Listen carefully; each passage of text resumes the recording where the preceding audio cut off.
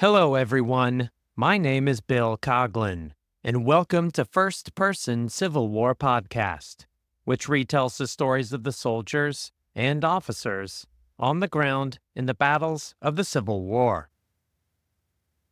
Episode 37 is entitled Chaplain Frederick Denison and the 3rd Rhode Island Heavy Artillery at the Second Battle of Charleston Harbor, and relies on two books that he published.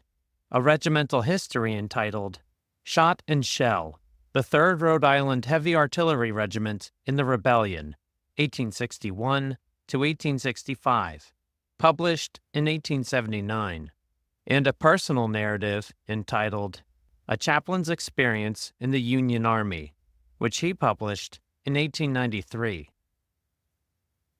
Frederick Denison was born on 28 September 1819. In Stonington, Connecticut, and had deep roots in the region.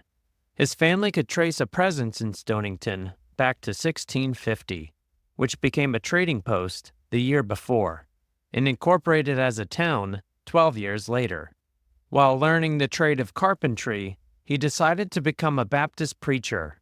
After 4 years of college at Brown University and a few years of preaching, Frederick Denison was ordained as a Baptist pastor in Norwich, Connecticut, sometime around 1850.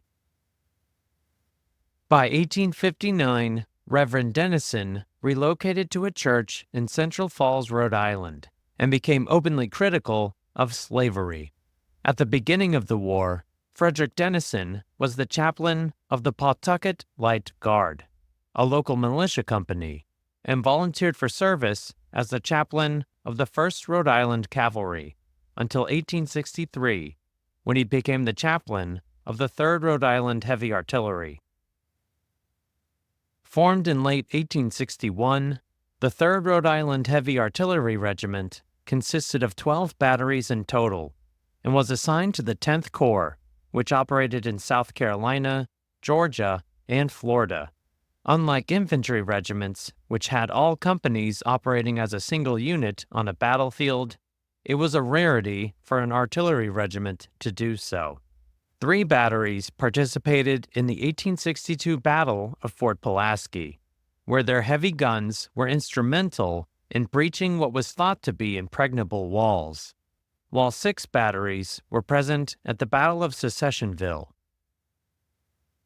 Chaplain Denison was assigned to the 3rd Rhode Island Heavy Artillery in January of 1863. And arrived the next month in Hilton Head, South Carolina, where the regimental headquarters and several of its companies were stationed. I took with me gifts of friends of the regiment, such as testaments, books, and papers, and also hundreds of copies of Army hymns that I had written for the command, similar to those I wrote for the cavalry. Among the books were about 300 copies of the Douay New Testament, which is a direct English translation from the Latin Vulgate Bible of the 4th century. And he continues, obtained by solicitation from a wealthy Roman Catholic gentleman in New York City, for the use of the Catholic members of the regiment. This donation was a happy surprise, and won for me at once the regards of the Catholics. As the chaplain of the 3rd Rhode Island Heavy Artillery, Frederick Denison traveled to locations along the coast of South Carolina, to the various companies that manned Fort Pulaski in Georgia, and down to St. Augustine, Florida. Wherever he was, he provided Baptist services and coordinated religious support for Catholic soldiers. Following the failed naval advance into Charleston Harbor in April of 1863, the Department of the South's new commander, Brigadier General Quincy A. Gillmore, prepared for an Army and Navy operation against Charleston Harbor, slated for that summer. As it was the opening scene of the Civil War with the firing on Fort Sumter, the Confederates since 1861 strengthened the defenses of the harbor with construction of several fortifications, which included batteries Wagner and Gregg on Morris Island, among many other fortifications. In early July, the 10th Corps landed on Folly Island, which was adjacent to Morris Island and situated at the southern mouth of Charleston Harbor. Alongside the 1st U.S. Artillery, 3rd U.S. Artillery, and the 3rd New York Artillery, 5 companies from the 3rd Rhode Island Heavy Artillery assisted the infantry as it crossed an inlet to Morris Island and assaulted a lighthouse held by the Confederates on 10 July. According to Chaplain Denison, their armament included Company B with 6 10-inch siege mortars, Company C with 2 3-inch ordnance rifles and 2 30-pounder Parrott rifles, Company D with 8 30-pounder Parrott rifles, Company I with 4 20-pounder Parrott rifles, and Company M with 5 8-inch siege mortars and 4 10-inch siege mortars. Following the successful crossing to Morris Island, the 10th Corps established new fortifications in the vicinity of Fort Wagner, but also within artillery range of Fort Sumter. The Rhode Islanders again supported the infantry in their assaults upon Fort Wagner on 10 to 11 and 18 July, in which all failed to carry the fortifications. Brigadier General Gillmore changed his approach to take Fort Wagner and ordered the infantry and Marines to dig sap trenches. Chaplain Denison and the 3rd Rhode Island Heavy Artillery shifted their focus to erecting breaching fortifications against Fort Sumter, which drew the attention of the Confederate artillery from across Charleston Harbor. Just as a note, Fort Johnson was located on James Island and northwest of Morris Island. Fort Moultrie was across the harbor on Sullivan's Island, and Fort Sumter is at the mouth of the harbor. To save, as far as possible, the lives of the fatigue parties engaged in constructing the batteries and parallels, a watch was set on the highest points of the works on the front to observe the puffs of smoke from the enemy's guns and give warning, calling the name of the fort from which the missile was coming, thus: Johnson, cover!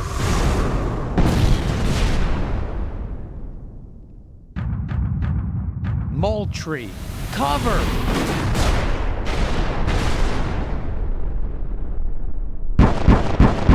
Sumter, cover!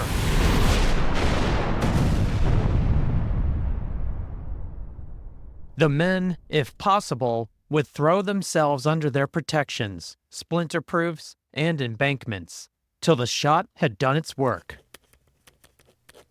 Colonel Alfred Rhett, commander of the 1st South Carolina Artillery and Fort Sumter, noted the progress of the Union emplacements following the failed 18 July assault.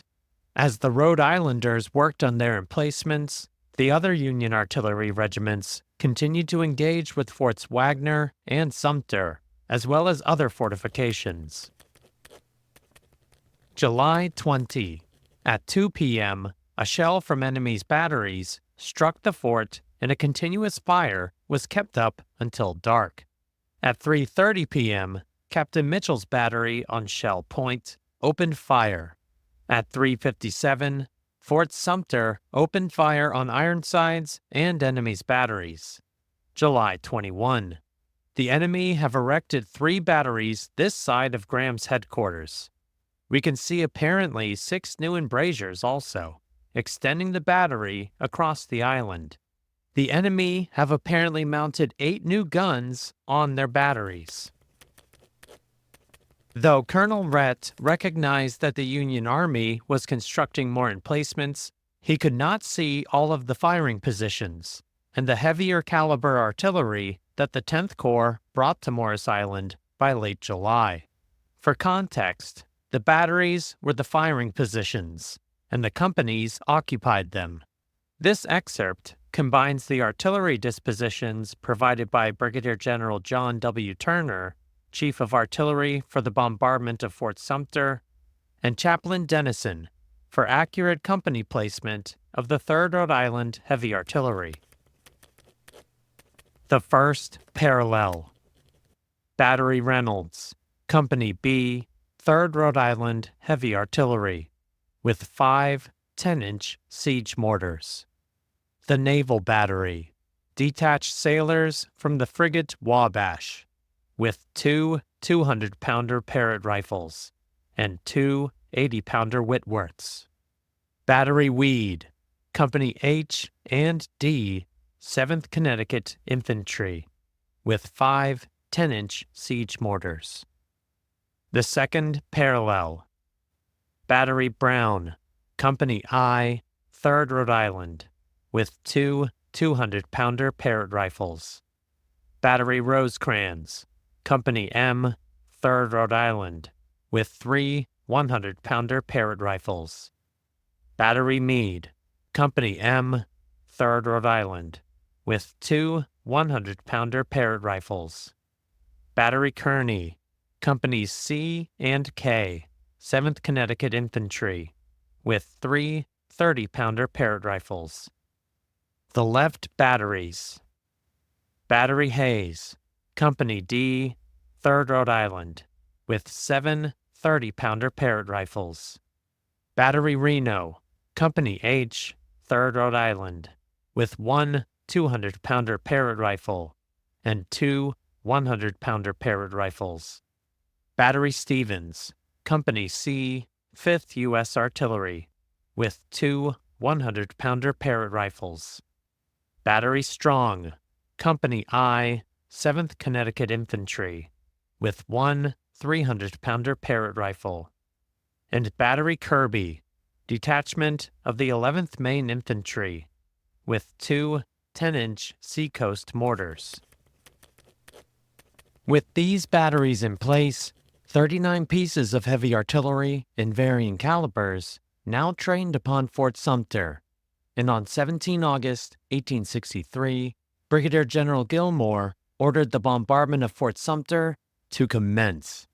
Brigadier General Turner, in his report, gives the honor of the first shot to Company I, 3rd Rhode Island Heavy Artillery.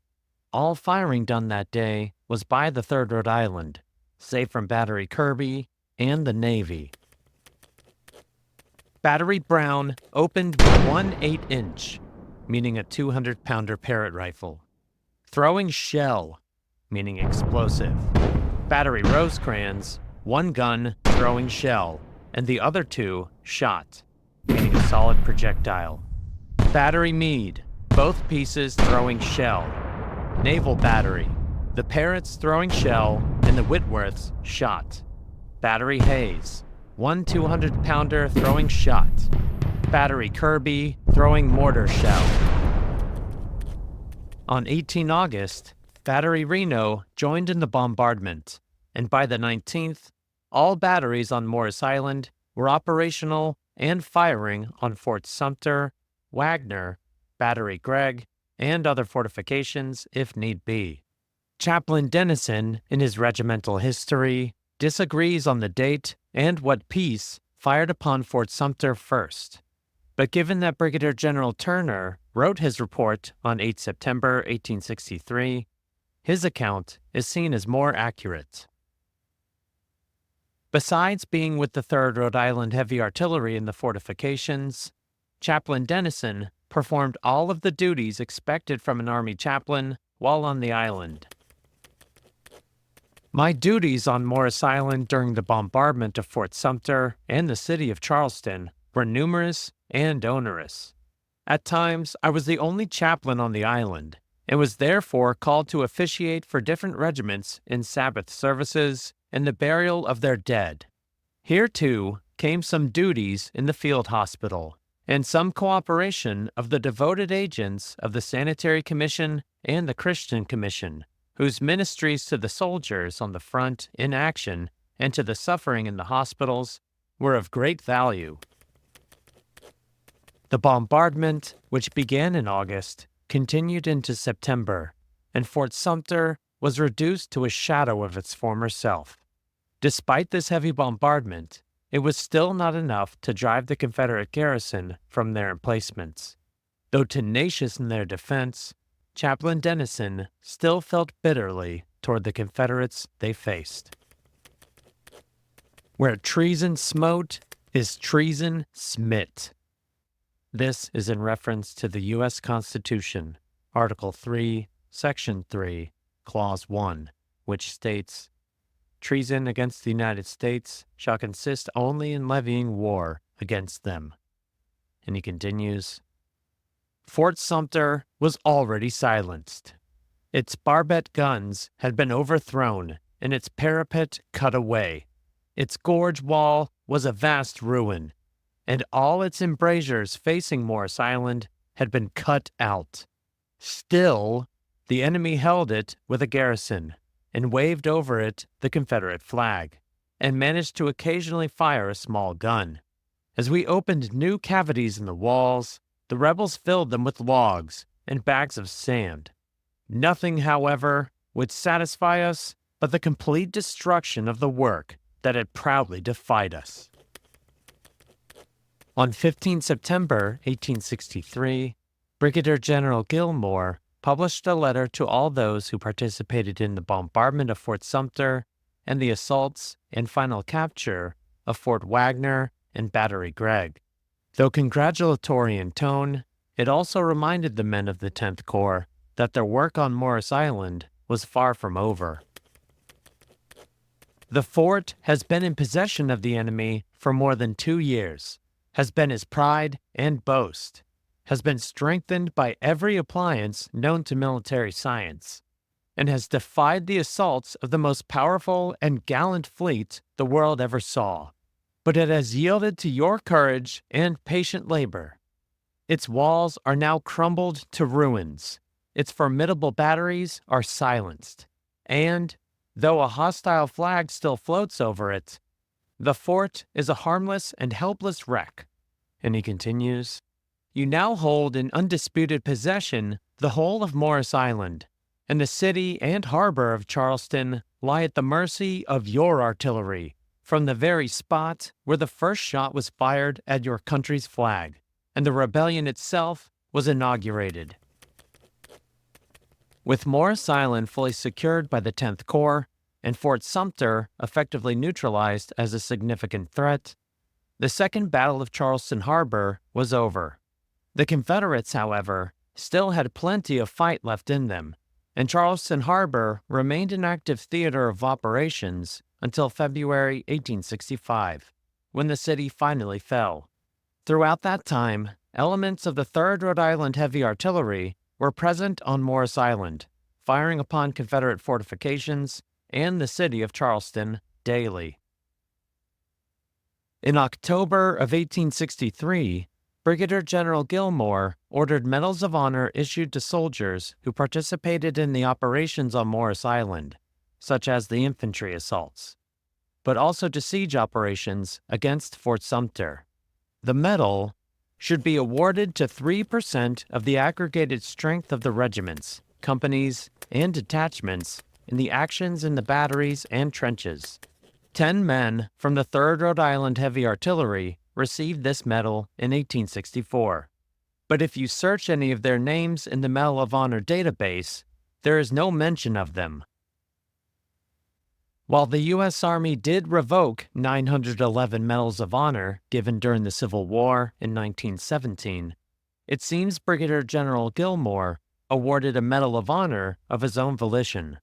The Medal of Honor during the Civil War featured an inverted star, with Minerva repulsing discord with a shield. According to Chaplain Denison, the Rhode Islanders received something completely different, in what is known today as the Gillmore Medal.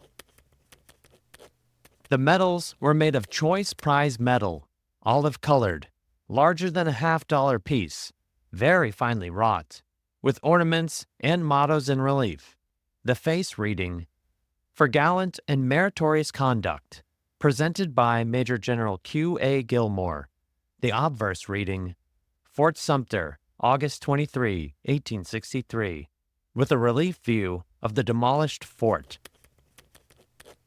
Chaplain Frederick Denison published Shot and Shell, the 3rd Rhode Island Heavy Artillery Regiment in the Rebellion, 1861 to 1865, in 1879, for the members of the Regimental Association.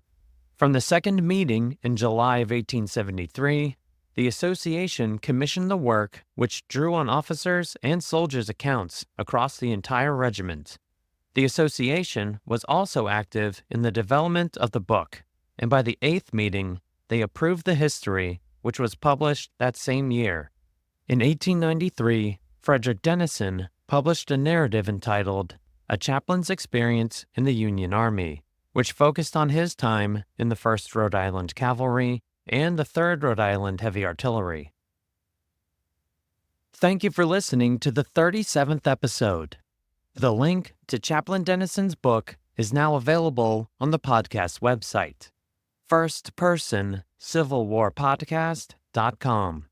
On Facebook, Instagram, X, and LinkedIn this week, you will find pictures of Battery Reynolds, Company B, 3rd Rhode Island Heavy Artillery, with their 10-inch siege mortars, a damaged breech from a 200-pounder Parrott rifle of Battery Brown, Company I, 3rd Rhode Island, and Battery Rosecrans, Company M, 3rd Rhode Island Heavy Artillery, with their 100-pounder Parrott rifles. Picture credits to lock.gov. If you would like an account of the Marines conducting siege operations on Morris Island and the final assault upon Fort Wagner, please check out episode 11 of the podcast entitled Second Lieutenant Frederick Tomlinson Peete in the United States Marine Corps at the Siege of Fort Wagner. In 2 weeks' time, Major Joseph L. Brent, commander of the CSS Queen of the West and CSS Webb, provides next episode's first-person account at the capture of the ironclad USS Indianola. My name is Bill Coughlin, and thank you for listening to First Person Civil War Podcast.